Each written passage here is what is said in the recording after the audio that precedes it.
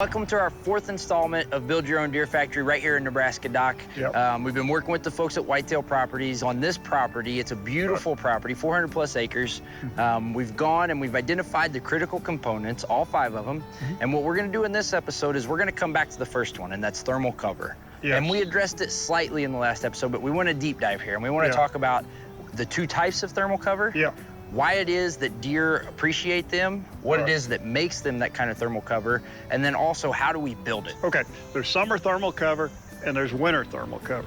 They're totally different in the structure and function. Okay. So let's start with summer thermal cover.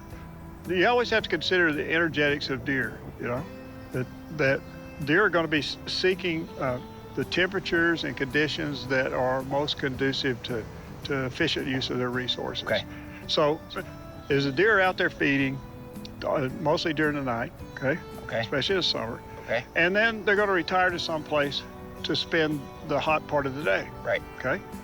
Where would you like to spend the hot part of the day? Would you like to Somewhere spend it in that's a dense old forest, or Right. would you like to have it in some place that's got scattered trees and you got a nice breeze, a nice dapple shade? Yep. That's the kind of area they like. But here's the key, is the temperature determines how much food they eat. And so if you got deer that are living under very hot conditions, they're not going to eat. Do you feel like eating in the hot summertime? No way. No.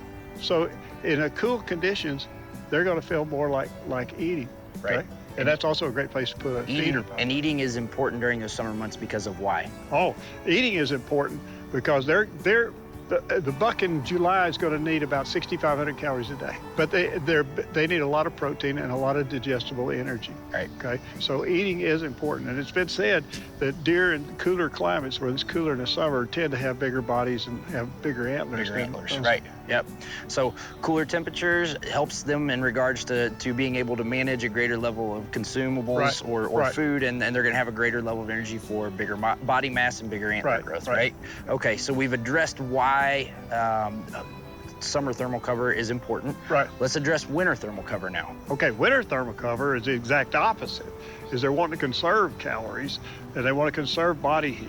Right. Okay. So, especially in the north where we've got snow and we've got very cold temperatures, perfect winter thermal cover has not only a canopy that can interrupt the snow, so the snow is not as deep underneath them, but it also has lateral vegetation that cuts the wind.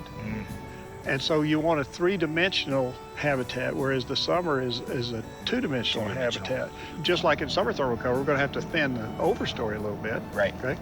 But then we're going to come in and either, if the overstory is say pine trees or spruce, we can do what is a seed tree or shelter wood cut, and we can get regeneration. So we've got that 2-3 tiered habitat. Right. So that's the best way.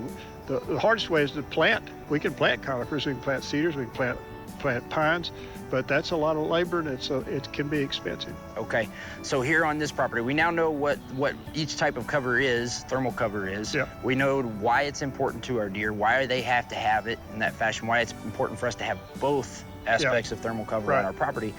How do we do that here? We know that the folks at Whitetail Properties and this landowner have already begun to establish our summer thermal cover. But how are we going to build in winter thermal cover here on this property? Well, we would like to find places in the core of the property. Okay. So we're going to have to create openings, and we're going to have to come in and plant. Right. Okay. And even this far north, in 7 to 10 years, we can generate some pretty dadgum good thermal cover. When's the best time to plant? Well, best time to plant in the north here is in the spring. Okay. Okay. Best time to plant in the south is in midwinter. Okay. All right. Well, folks, there you have it. That's thermal cover, 2 types, winter and summer, why they're important, and how we're going to do it here on this farm, Doc. We've got some work to do. Let's go get it done. I'm looking forward to this.